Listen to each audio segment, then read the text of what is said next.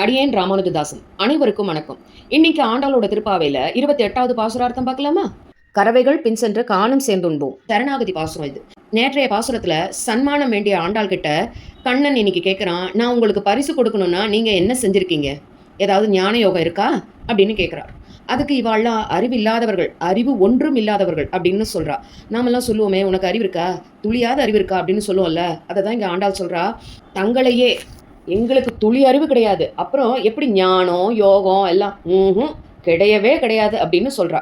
அப்ப சரி, கர்மயோகமாவது இருக்கா அப்படின்னா, நாங்க மாடு மேய்க்கிறவா, கார்த்தால் எல்லாம் குளிக்க மாட்டோம், மாடை ஓட்டின்ண்டே அங்க காட்டுல உட்கார்ந்து கூட சாப்பிட மாட்டோம், நின்று கொண்டே நடந்து கொண்டே சாப்பிடுவோம். அதனால கர்மம் என்றால் என்ன என்பது கூட எங்களுக்கு தெரியாது அப்படின்னு சொல்றோம். இதெல்லாம் நமக்கு சொல்ற ஆண்டாள். இது மாதிரிலாம் செய்யக்கூடாது, நடந்துட்டே சாப்பிடக்கூடாது, நின்றுண்டே சாப்பிடக்கூடாது, காத்தால குளிக்காம சாப்பிடக்கூடாது, இதெல்லாம் நமக்கு சொல்ற ஆண்டாள். உடனே கண்ணன் கேட்கிறார், சரி பக்தி யோகமாவது இருக்கா அப்படின்னு. அதுக்கு உடனே ஆண்டாள், அதான் சொன்னேனே, நாங்கள் மாடு மேய்க்கிறவா, எங்களுக்கு அதுதான் தெரியும்னு. என்ன கண்ணா இப்படி எல்லாம் கேட்கிற அப்படின்னு சொல்றா. ஒன்றுமே உங்களிடம் இல்ல, அப்புறம் எப்படி நான் உங்களுக்கு சன்மானம் கொடுக்கறது, அதெல்லாம் முடியாது அப்படின்னு சொல்றார். உடனே ஆண்டாள், கண்ணா, நாங்கள் எங்களிடம் கர்ம ஞான பக்தி யோகம் தான் இல்லைன்னு சொன்னோம், ஆனா உன்னை பெற்றிருக்கோமே, அதுதான் எங்களோட நம்பிக்கையே. நாங்களோ அறிவு ஒன்றும் இல்லாதவர்கள், நீயோ குறைவு ஒன்றும் இல்லாத கோவிந்தன், குறைவு இல்லாதவன், குறைவே இல்லாதவன் அப்படின்னா எம்பெருமான் கிட்ட ஒரு குறையும் சொல்ல முடியாது அப்படின்னு சொல்றா. ததிபாண்டனுக்கு மோட்சம் கொடுத்த, பாண்டத்துக்கு கூட மோட்சம் கொடுத்த, அதுக்கு என்ன அறிவு இருந்ததா? ததிபாண்டனாவது உன்னை தெரிஞ்சுண்டான், மாலாக்காரன் உன்னை தெரிஞ்சுண்டான், ஆனா அந்த மண் பாண்டத்துக்கு என்ன தெரியும், அதுக்கு என்ன அறிவு இருந்ததா? அதுக்கு மோட்சம் கொடுத்தியே. அதனால எங்களுக்கு அறிவு ஒன்றும் இல்லாத ஆயர்குல பெண்கள், நீயோ குறை ஒன்றும் இல்லாத கோவிந்தன், அதனால நீ எங்களை ரட்சித்தே ஆக வேணும், அது உனக்கான கடமை. இதைதான் ஆண்டாள் இங்க சொல்றா. நாங்கள் ஏதோ சிறு பிள்ளைத்தனமா ஏதாவது தவறு செஞ்சிருந்தா கோவமா அதை நினைச்சுக்காத, எங்களை சின்ன குழந்தைகள் ஏதோ சொல்லியிருக்கு அப்படின்னு சொல்லி அதை தள்ளிட்டு எங்களை நீதான் ரட்சிக்கணும் அப்படின்னு கேட்கிறா ஆண்டாள். இதுதான் சரணாகதி பாசுரம்.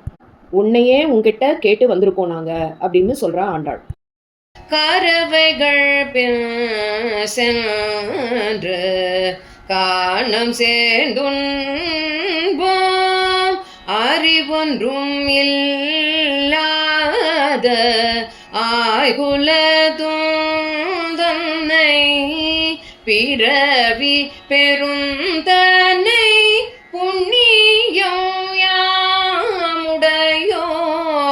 குறைவொன்றும் இல்லாத கோவிந்தாவும் தன்னோடுறவே நமக்கிங்கு ஒழிக்க ஒழியாதுன்னோடுறவே, நமக்கிங்கு ஒழிக்க ஒழியாது அறியாத பிள்ளைகளோ அன்பினாம் தன்னை சிறு பேர் அழைத்தனவும் சீரியருளாதே, இறைவாணி தாராய் பரையலோரும் பாவ